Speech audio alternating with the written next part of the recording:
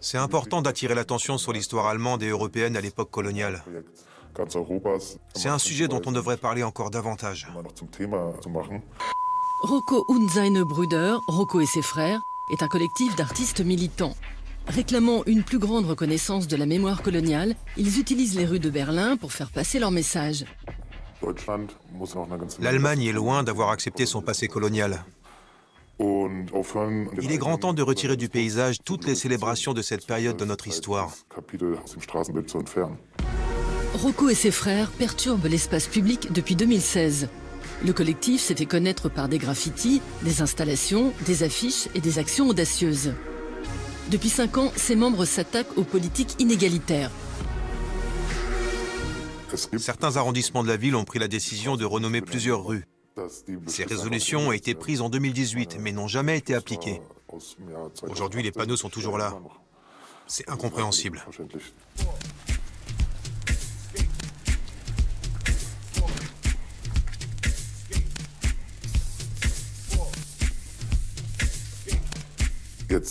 Certains disent qu'à l'origine, le terme « mort » désignait une population berbère d'Afrique du Nord. Mais déjà au Moyen-Âge, ce mot était utilisé de manière stéréotypée pour qualifier des personnes à la peau foncée, qui étaient privées de leurs droits. Cette population a été discriminée, exploitée et réduite en esclavage. Ce mot est donc indissociable du racisme. C'est vraiment une farce que la rue des Morts existe toujours à Berlin et qu'une station de métro porte ce nom. C'est une gifle en plein visage. Les activistes graffeurs ont décidé de prendre les choses en main. Leur guérilla urbaine a pris la forme d'une installation sonore condamnant les atrocités commises par les colons allemands.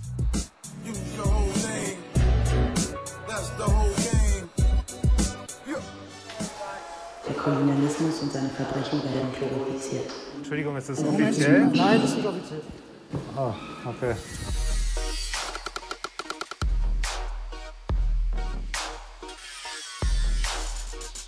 Rocco et ses frères sont également à l'origine de cette rose des vents, créée à partir de panneaux de rue portant le nom d'anciens colonisateurs. L'Allemagne a colonisé de nombreuses régions dans le monde. Quelque part, c'est assez effrayant parce que je peux me représenter tous ces endroits rien qu'avec des noms de rues.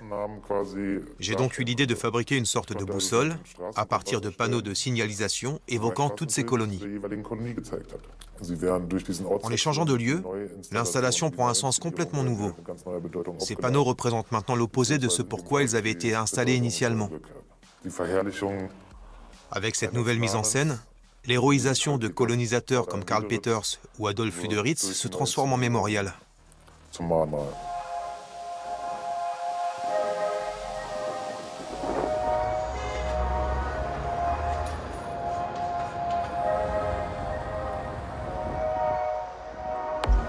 Le premier génocide du XXe siècle a été commis par les Allemands dans leur colonie du sud-ouest africain.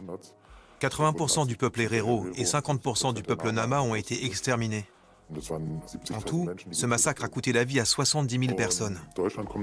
Puis en août 2020, l'Allemagne a eu l'idée d'offrir 10 millions d'euros à la Namibie en guise de dédommagement. Ce qui est génial, c'est que le pays a gentiment refusé cet argent. C'est comme laisser un pourboire sur une table. Elle tout paie. Rocco et ses frères en ont profité pour réagir avec ironie dans une campagne d'affichage. Cette image se passe d'explications. Nous avons mis en scène ces affiches comme si le gouvernement allemand en était à l'origine. Quel culot de vouloir donner 10 millions d'euros à la Namibie à titre de compensation. C'est une réelle humiliation. L'Allemagne lui crache au visage. C'est intolérable.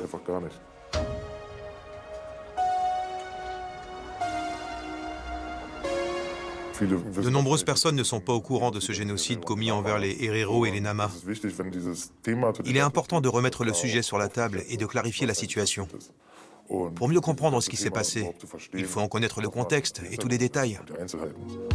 Rocco et ses frères dénoncent ouvertement ce que certains auraient préféré occulter.